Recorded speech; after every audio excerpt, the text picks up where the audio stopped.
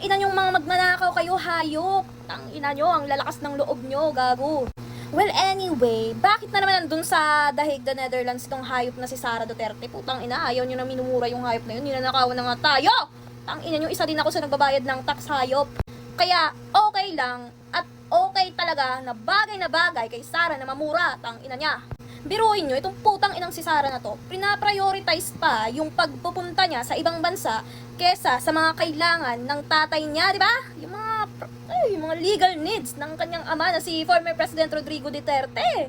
Hindi na maibigay ng kanyang unika iha. Hindi naman totally unika iha, ha?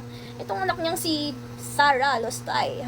Biruin nyo yung putang ina, nagmamahalan na yung mga bilihin dito sa Pilipinas, tapos pumutok pa yung bulkan mayon.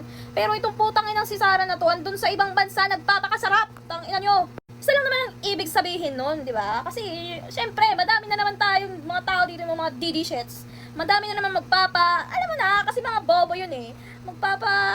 Hindi ko na sasabihin kasi mga bobo nga, di ba? Pero syempre, kasi bobo kayo, sasabihin ko na lang. Syempre, magpapabilog na naman kayo ng mga utok nyo, mga ulo nyong mga bagok.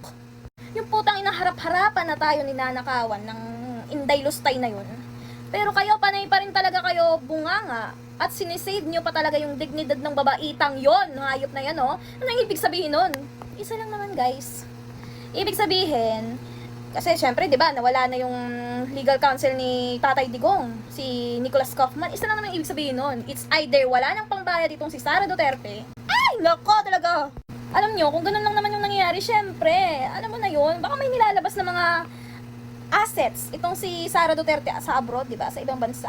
Kasi 'di ba, ang dami ng mga legal pressure sa pamilya ng Duterte. Syempre, mainit na talaga yung pangalang Sarang Duterte dito sa Pilipinas eh. Kasi mga bobo kasi itong mga DDS na to. Paniwala sila sa sarili nila na buong tao dito sa Pilipinas naniniwala kay Sara Duterte. Ulul, mga ugok, hayop kayo.